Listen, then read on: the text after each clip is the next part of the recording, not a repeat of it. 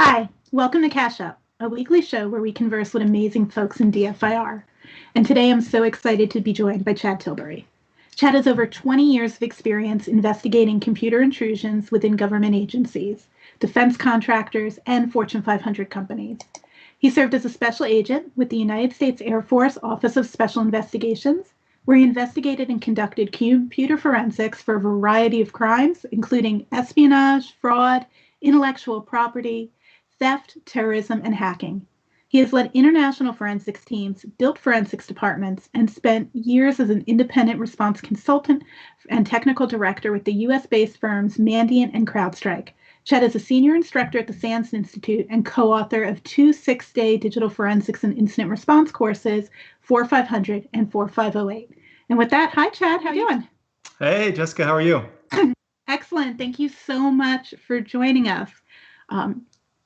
I'm sure everyone is familiar with you and the courses that you teach at SANS.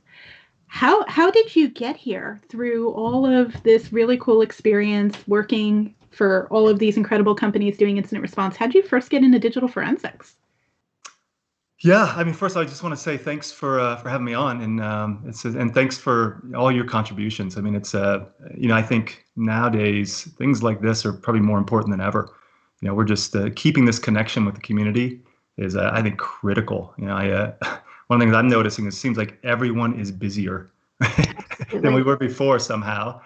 So somehow computer crimes have exploded, and so we all got our heads down and not able to really sometimes come up for air and kind of have a chat. I mean, I don't. We didn't talk about this, but one of the things that I've noticed that I'm actually losing my vocabulary. I'm actually sitting in meetings and like sometimes sitting there and I can't even come up with a word anymore because I'm not used to talking to people, right? So anyway, thank you very much for putting this this on and everything else you do. Thank you so much, Chad. I think you're right about connection. And I think that's one of the reasons that we started this when we did last June, was really to find other ways to connect and have these conversations that we used to have in hallways. Exactly. And they don't happen anymore. And it is so important that we're feeling connected. So thank you so much for taking the time today to join it. Because as you mentioned, we are all so much busier because computer crime has increased like flat out, right? Like everybody, and we're behind screens all the time. So just getting the time to take a moment and chat and converse and share is just awesome. So thank you. Yeah, so it's good to be here. So you asked about my journey, how I got here. Yes. It was, I don't know, I think all of us kind of fall into things. And maybe sometimes there's some luck involved, but I mean, I was a geeky kid. I was good at computers. At university, trying to figure out what the major in.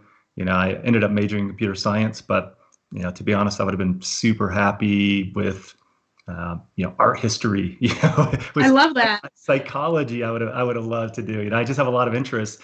I frankly picked computer science because it was the practical choice. Yeah, I knew I could get a job, and I knew it was gonna set me up for a stable future. Which is, I don't know. Compared to art history, compared to art history, yeah. I mean, I have not. Especially now, can you imagine all those art historians right now with all the museums closed?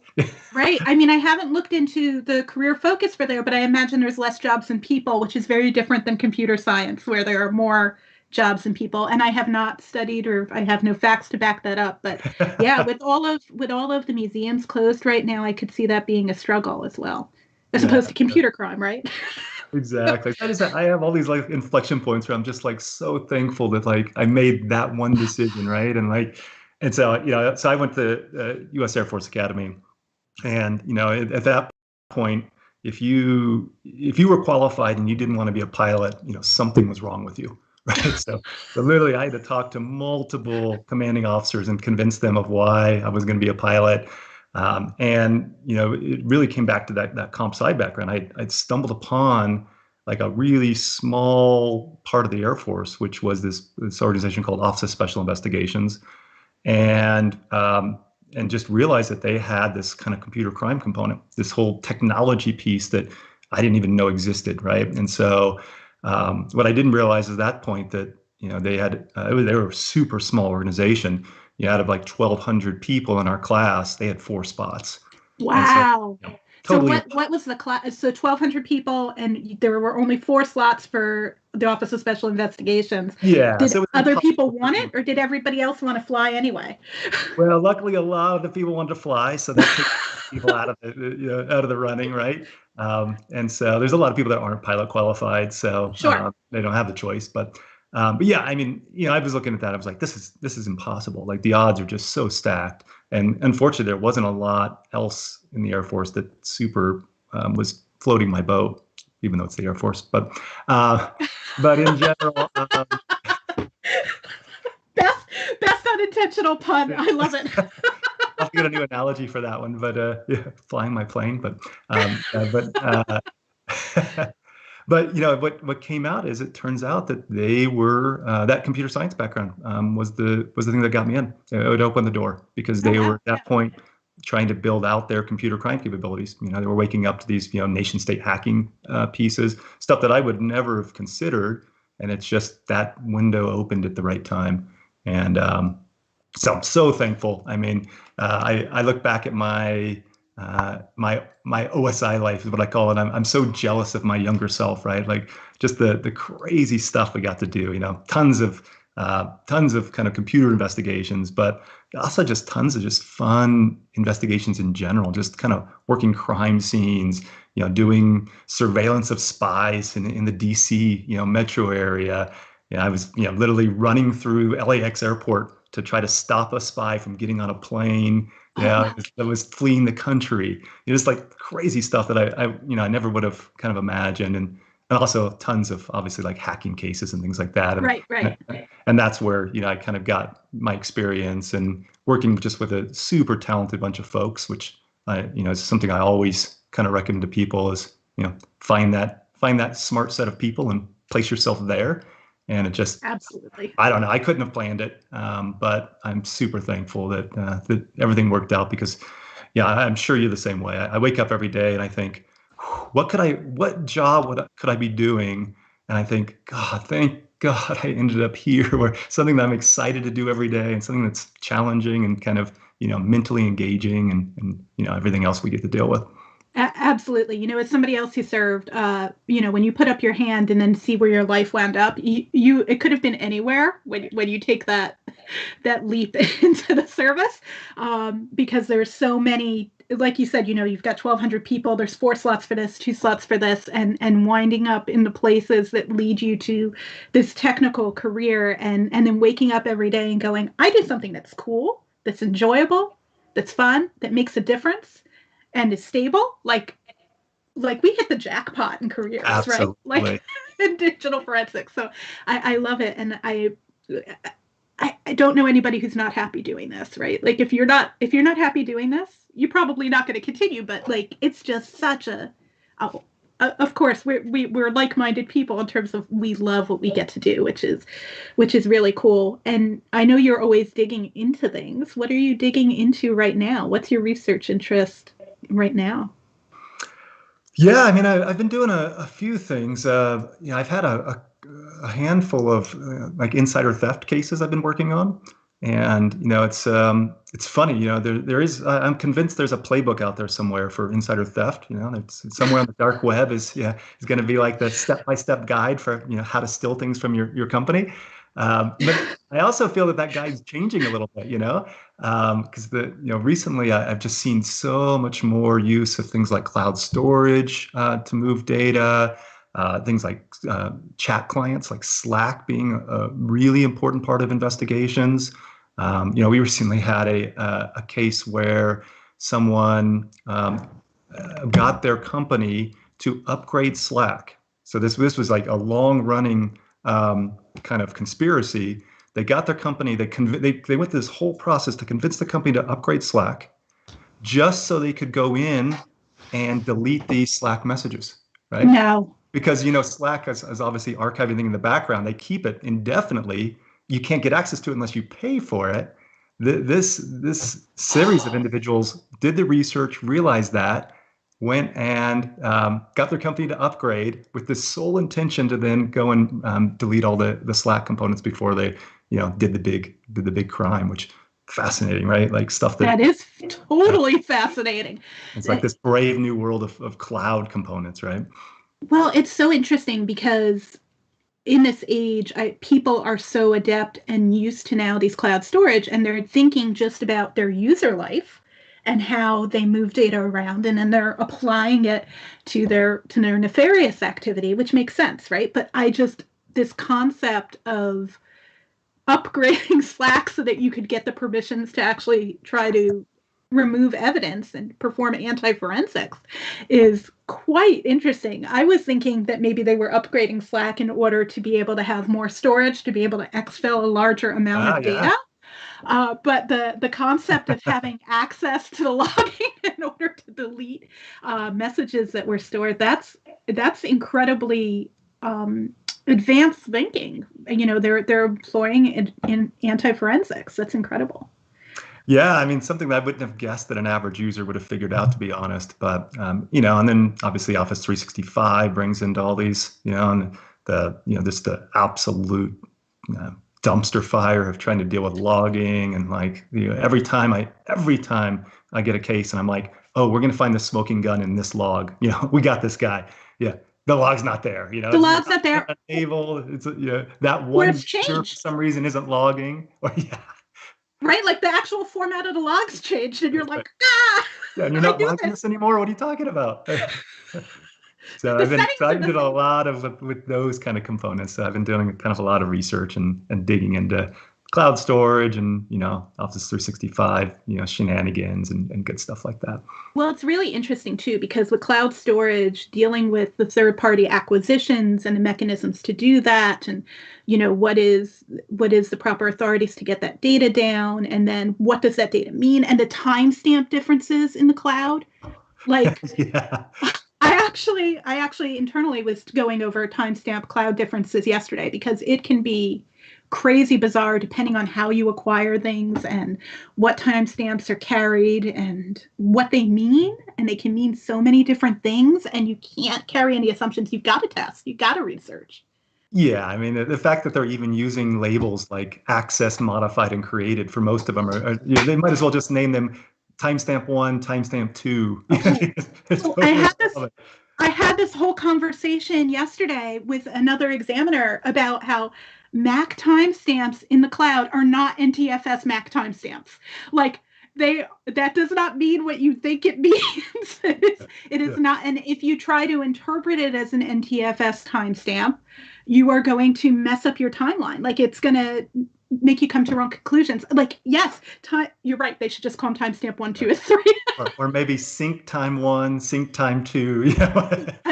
And sync to our server, or synced stored with your local time, or like give us a hint. Why is this one timestamp -7 and this other one UTC? And it's a mess. It's a mess. You're right. Nobody cares. Because nobody cares, because it's for their internal purposes. And honestly, like, when does a sync update? And it's so many interesting questions from a research perspective. If people are looking for topics to research and share and publish about, and you can test that with your own data a lot of times using self-archive methods. Yeah. So test and share, right? Like, the community needs this information to understand these timestamps, right? We get blown away by timestamps we think we've known forever. And then, right, like even with email and stuff, and then to take it a step forward into the cloud storage, which is what the nefarious actors are using now to do exfil, as you stated. Oh, it's so important. So what are the biggest challenges you see moving forward in incident response? I've been thinking about that, because we always, around the beginning of the year, you always get these predictions, right? And it seems like, reports. Inevitably, you'll be in an RSA conference, and it'll be like, the five most, common things coming up in 2021. And to be honest, I don't think a lot's changed. It's so funny. Our field changes really rapidly at a micro level. Like you're saying, that understanding these timestamps, or we get a new application that comes up that we have to research. But at a macro level, especially in incident response, I don't know if things have changed much. We still have some same problems now that we had, I don't know, 5, 10 years ago. It's still how do we scale? I'd say that we still haven't even come close to solving that problem. How do we take our, we can, you and I, we could take a computer right now, we could tear it apart, we could absolutely figure out what happened on that system. Um, but how do you do that at a scale that actually can match the pace of an intrusion that we're dealing with, or even worse, match the pace of something like a ransomware, kind of Absolutely. outbreak, and it's such a difficult problem. And as we get more and more devices, more and more storage, as we get more advanced kind of data hiding, I think we're still in that same problem. How do I even get across the network to get data? How do I actually scale my efforts and not, go too far down the rabbit hole? And, how do I get ahead of the curve instead of kind of always chasing the tail of the curve? And I don't have any great solutions for that, unfortunately. I think, certainly we've seen some improvements. I mean, as I see more and more organizations kind of rolling out things like, EDR tools, as we're getting much deeper, I guess, almost like real-time forensic data, right? As we got kind of those endpoint sensors, that's giving us a leg up. I think that's been a logical jump, where we can do at least some forensics kind of at scale, or pulling data back into, big, data lakes or, Splunk type of databases. Absolutely. But then being smart with that amount of data, right? Like, yeah. And, and having analysts that can deal with data in that format and can kind of pivot and have that investigative mindset, which luckily is actually pretty similar to, going from a single system to many systems. But yeah, I mean, it's a tough one. I mean, as you asked, some stuff I've been kind of researching. Another thing I've been researching recently has been Cobalt Strike. Oh. It seems like overnight became like the malware of choice for like, any A-level operator out there, right? I mean, there's stats out there that show that it's like 13% of the toolkits out there for Wow. For the entire year. You've got like 10% Metasploit, 13% Cobalt Strikes. You've got like 25% of the tools being used being relatively well known to us, right? Yes, very well known to us. But the reason why they're using them still is they're obviously not being detected. So we've rolled out EDR. We've got these amazing solutions out there, but obviously things like EDR are not finding Cobalt Strike at the scale they need to, or else the threat actors wouldn't be using them. And so it gets back to the fact that it's never only going to be a technology solution, right? We've got way more insight, at the let's say the enterprise level we've ever had, but it's obviously not enough. We still need analysts coming up with new novel ways to kind of find these, use the data sources, but how do we use those data sources in new ways to find, these toolkits or these attacks that are obviously taking steps to kind of defeat our automated attacks.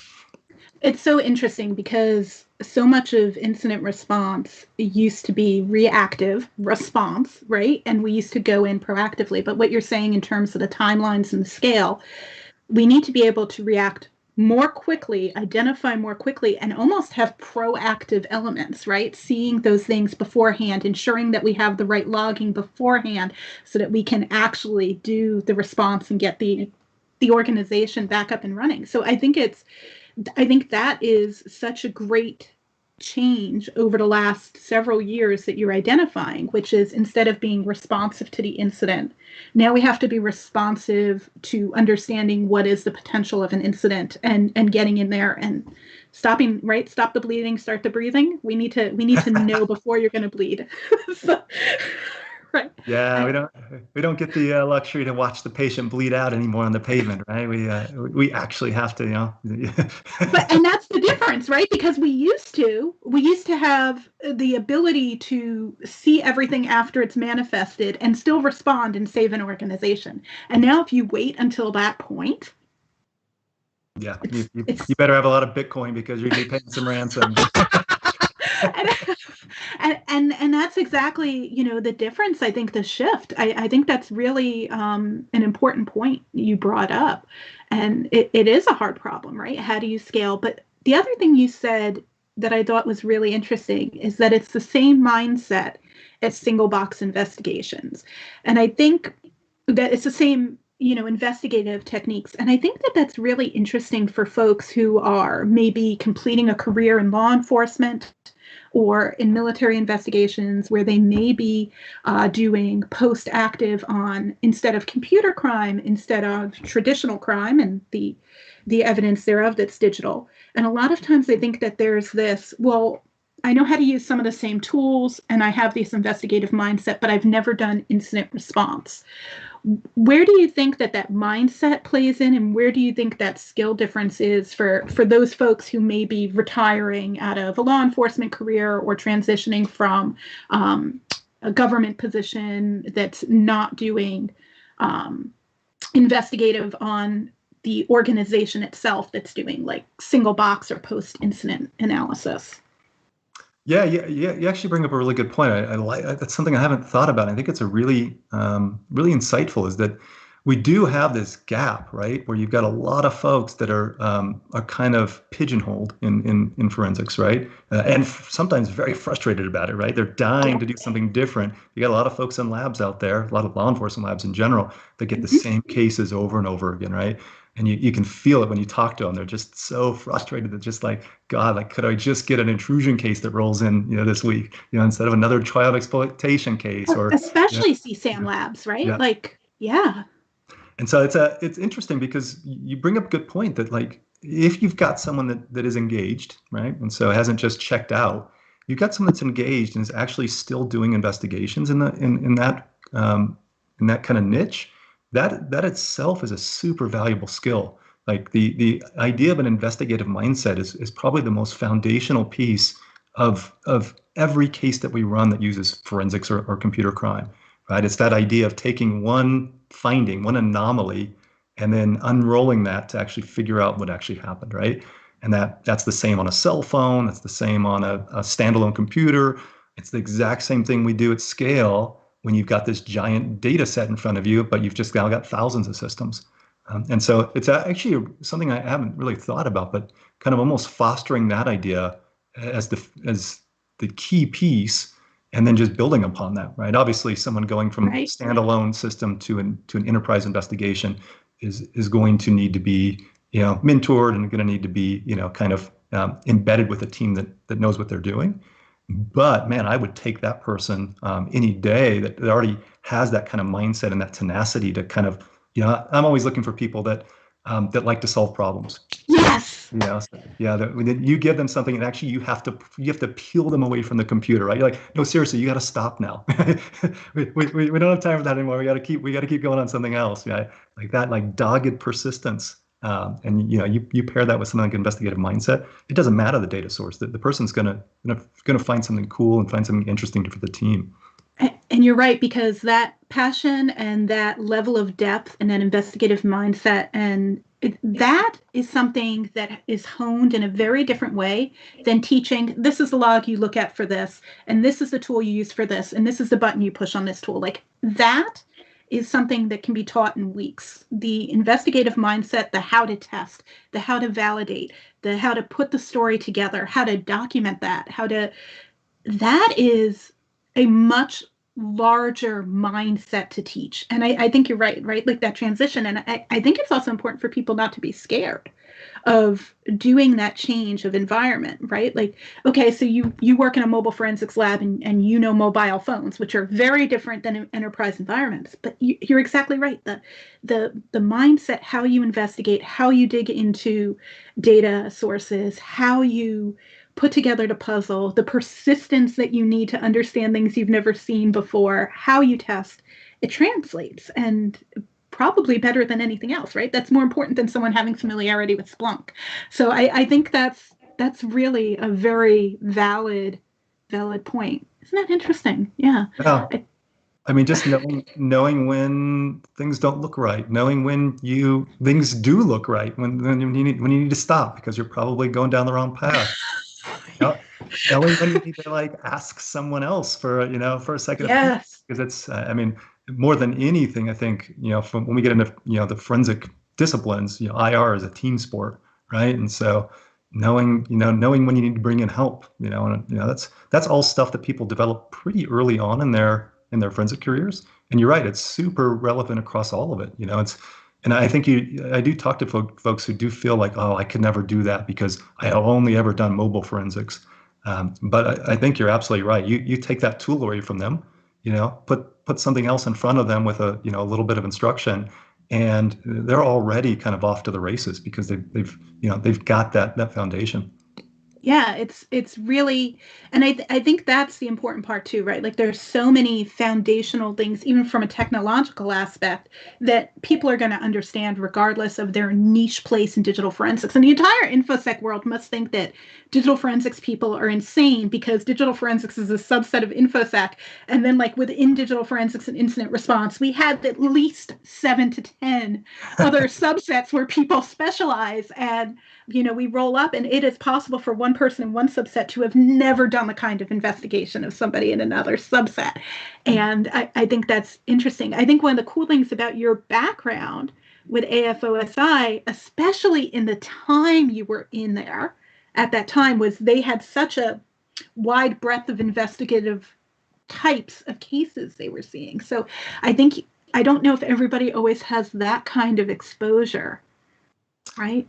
Yeah, I mean, super lucky from that standpoint is I did get to work on a ton of different cases, and you're right, it was pretty early days. We didn't have niches because those niches didn't exist. They didn't exist. It didn't exist. And it is totally crazy how specialized we've become. But in general, it's an opportunity, and it's an idea that you can kind of choose your own adventure, so to speak. And I know in some roles you don't get those opportunities, but there's a lot of demand in this field. And it's if you can figure out what really you're interested in, there's just so many places that you can kind of find that team that will allow you to kind of maybe do this, but also on the side do a little research into maybe you're really into Mac forensics as an example. And maybe you only have a handful of Macs in your environment. But I always tell people, a lot of people come up and they're like, well, I want to do IR. I'm like, well, that's great, but the problem with forensics in general is the experience component. Is how do you get experience, to like make that jump to whatever niche. And the first thing I usually tell people is, well, try to figure out wherever you are right now, some way you can do it where you are. Even if it's volunteering, to jump in with the SOC once in a while, or literally just building some relationships with folks on different teams that might bring you in when they're just desperate, right? They need another body to type IP addresses into a tool, right? Whatever that is, like getting kind of, if you can do a little bit of a segue in your, wherever you are. And maybe that's just you doing research, yourself, getting ready for that next opportunity that might come along, that then you can make that jump. Those are two of very, very tangible things people can do. That first one that you mentioned with building the relationships in your organizations with the teams you want to be on. Sometimes when I talk to people who are looking to get into digital forensics, they're like, oh, well, the position at that company is only at the help desk. Okay. If you can get that because you can network and build your way in and make those relationships. And if you show your value to those other people, when there's opportunities, there is nothing wrong with laterally moving in an organization to get to where you want to be. So I love that piece of advice. And then that second thing, just because you're in one niche area during your day job does not mean that your research interests can't be in another area. And that's really important. And I think that if you're still going to have the chops, you're still going to understand hex, you're still going to understand basic functionality of digital forensics that you can apply as you're learning. And that's such a great thing, that your research interests can be your dream interests as opposed to your day job interests, because they're going to feed each other, right? And like the way in which whatever that role is that you start in, even if it's not that desired one, or you're in that role and it's not the desired one, like people don't see it. But then when you get to the team and you have that different experience in that organization, having seen a different part of the pipeline, that's going to be invaluable. Like people are going to really value the fact that you had that background from that other part of the enterprise. That's really cool. Yeah, that's really a good point. Actually, a lot of people kind of hop over some of the entry level spots, and they sometimes suffer for that. They don't have the background of a system admin or a programmer or help desk. It's a super good point. And in the yeah, I did when we were building out the consulting team at CrowdStrike. I did a lot of the early recruitment, and so I talked to hundreds of people during that process. And yeah, if and we were definitely looking for folks that were obviously very experienced, but we're also looking for people that we could grow into the team. And if I had someone that came up and talked about something they did on the side, as a passion project, yeah, that should be the first thing they led with in their interview, because I'm like, all of a sudden I'm interested, right? Because maybe you only do, maybe you're literally at the help desk, doing nothing related to what I'm interviewing for. But if on the side your passion is, I don't know, building out snort rules for your home network, I'm like, well, hey, let's talk about snort. Maybe we do have an opportunity for you on the network forensics team, or whatever that might be, or maybe you like digging into malware, and so you've got a little virtual machine that kind of explode malware in, and you kind of look for artifacts, or there's just an amazing diversity of places that you can get your hands dirty in this field. And so, like, someone actually showing some initiative like that I think that would be one of my number one recommendations if you're looking for a role that you don't have yet, is find something to talk about in that interview, something you can say, yeah, I might only have this job, but I do this on the side. This is what I do for fun, and I think that opens up some doors. And 100%, because when somebody's doing something for fun, that's where their passion is. If they're doing it for fun, imagine what they're going to do when they're actually doing that as their role. Their ability to expand there is going to be incredible, even if it's not where their experience is. It's where their drive is. That's awesome. Andrew Rathbun mentioned that, if you hire for character and you train for competence. And I think that's a really interesting way to put it. Yeah. And I like that, Andrew. Really, really cool. That's Speaking that takes a special organization, though, that is willing to put the time in to really build up and kind of have a pipeline of people and build them through. And obviously that's, if you're looking for a role, those are the organizations you should be looking for. Well, and what's best in you. What's really neat about organizations that are constructed in that way is when someone is brought in, there's already people who are there because they want to mentor and grow other people, right? When the entire team's thought is, we have a strong team and we want to bring more people into our team and grow them, that's a really positive environment. And you're going to learn a ton in that kind of environment. Yeah, and you can almost pick out who those teams are, even without any insight into the team whatsoever. If you see a high performing team, it's almost certainly they're doing that. Absolutely. So it's like you can kind of, it's not throwing darts. You can be like, yep, that team at Magnet, they seem to have their stuff together. Let's go look into them, and I bet you'll find that in every high performing team that's already happening. Absolutely, and I think that's a good point for people who are at the point in their career where they may have a little bit of choice in terms of where they're desired, but there are also people who are just starting out, who don't yet have that selectivity that they're privy to. What would be kind of your thoughts or advice to someone who is just trying to get into the field in terms of how they can better position themselves, aside from just blogging externally? How do they even get that first interview? Yeah, I mean, I think that's always been one of the challenges of our field, right? Is that it's making that first jump is so hard. I mean, some of us, like myself, I mean, I just fell into it, got lucky.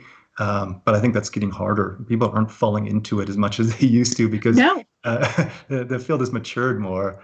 But I think one of the issues with forensics is that, every forensic case is pretty important, right? I can't think of a case type that I can minimize. Usually these cases have extreme monetary damages or rewards that might be part of it, or a company might have to pay. You've got criminal charges. You've got literally putting people in jail. You've got you've got massive consequences for a lot of these investigations. You got an organization with a ransomware throughout their environment. Are you really going to throw a brand new person at that problem? And so that's always been an issue, which is how do you get enough experience where someone is willing to throw you that bone of doing one of these initial cases? And I don't know. That's another problem I don't know that we've totally solved for sure. I think part of it is what you mentioned is you have to have an organization that's willing to take on brand new people and grow them yourself. And I think luckily that is absolutely happening today more than ever, because we've saturated the market. The only way that you're getting experienced people at this point is you're stealing from other organizations. That's a really, really good point, because there are more mid and senior level positions in organizations than entry level, and we have a finite number of people who are at that skill level. And really, as an industry, I think it's time that we recognize that the proper thing for us to do, instead of stealing from each other, is to grow people who are coming in from a variety of different backgrounds, right? There are those lucky people who get internships. I think if you have the opportunity to get an internship, that's something absolutely. When you and I came in, did not exist. And that's a good point too. And I wonder if part of it is those of us who are in the senior roles, because of time, there wasn't direct paths into digital forensics at the time we came in. And I've never thought about this until we were just talking just now. So you and I, and most of the people who've been in similar time frames as us, have fell into digital forensics, for lack of a better turn of phrase. And now we have people who are going to school for digital forensics, who are doing self-study, who are going to certification courses. And I want to be a digital forensics examiner. We didn't know that when we were at their point in the game. The field didn't exist. The job title wasn't there. And so now they're looking for direct paths, but we as people who fell into it, who are now have the opportunities to bring people in, are not recognizing what that path should be because we didn't go through it. And I think this is a stumble of maturity of the field.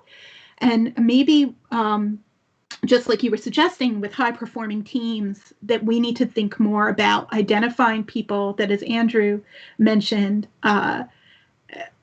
or Aaron, no, that was Andrew, that Andrew said with hiring for character and training for competence, to finding those people with that character and being more open to bringing them in and growing them. And as an industry, we need to do that. Because again, you're right, we've tapped out our resources. All of our people who know what they're doing, they're all employed. They are actively employed. 100% employment rate. That is absolutely true. But not at the entry-level position, because there aren't these entry-level positions. And so we need to create them and grow people. And that's the only way that we're going to, when we talk about scale, not only do we have a problem of scale in terms of technology and the cloud, which won't answer all the problems, we have a problem in scale in terms of human beings. And I think you're right. The high-performing teams need to go, I'm a high-performing team. I can take the risk of mentoring. But then selling that to your leadership, that's a harder thing to sell up, right? Like, I'm going to take this risk when, as you mentioned, everything we do is critical. It's either critical to our client, critical to our internal infrastructure, or critical to a case that's going to go to court. Everything we do is critical. Which is kind of what's sexy about our field, right? You don't get too many gimmies, right? Yeah. but yeah, I mean, and I think if we recognize that, and the fact that I think there are a lot of organizations that are now willing to grow people. On the flip side, if you are the person that is starting out, I think an obvious recommendation is don't give up. Yes. Send interview in as many places as you can. Eventually, you will find an organization that has an opening and that has the interest to kind of be building out their team. And it's life is a lot about timing, right? So maybe that doesn't happen in 2021, but in 2022, all of a sudden, like this would happen actually in when I was at CrowdStrike. We would go through essentially these cycles where we wouldn't need very many people. So we'd be at a point where literally, unless you were a rock star, we probably weren't going to interview. And then we'd go through a cycle where we had so much work that we didn't have people to put against it. And all of a sudden, doors are open, and so if you can just manage to be persistent enough to be in one of those windows, to get in one of those windows when an organization is willing to take more of a risk, that's just kind of persistence and right time, right place. And I know no one likes to hear that, but God, that's the way the world works, right? No, but it is true, right? Like if this is what you really want to do, and it may take months or even years to persistently put yourself out there to get there. But if in that time you're continuing to grow your skills, continuing to do research, continuing to share, every single time you submit, you are bettering your odds because every week you've learned something new. And every week you have something else that you've done. And I think that is like such a value there in terms of being persistent, and not in just in applying, but in growing your skills and doing both together. At some point, the ebb and flow of the organization will have those openings. And I think that's really, really key, the persistence. I don't think there's anything that anyone could say that's better. And, Aaron mentions that you can't automate analysis. So as organizations look to automation and using fancier technology, that is a part of the problem, right? That scale problem you were talking about. But you're not, the mindset, you can't teach a computer to have that mindset and let the AI do it. That's what Mike Williamson said. But you know what? That's a really good point, Mike, that you're bringing up, because sometimes AI is a tool, and utilizing tools is important.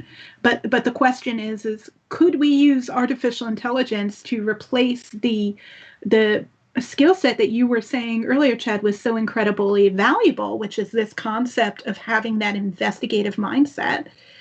Is that something that you think that AI could ever replicate, or that it makes sense to do today? Maybe not ever. I'll never, ever put anybody in a position to say never, ever. But I mean, in today's world, is that something that could be replicated with AI? It's going to be interesting. Yeah, I imagine the first AI generated forensic report, right?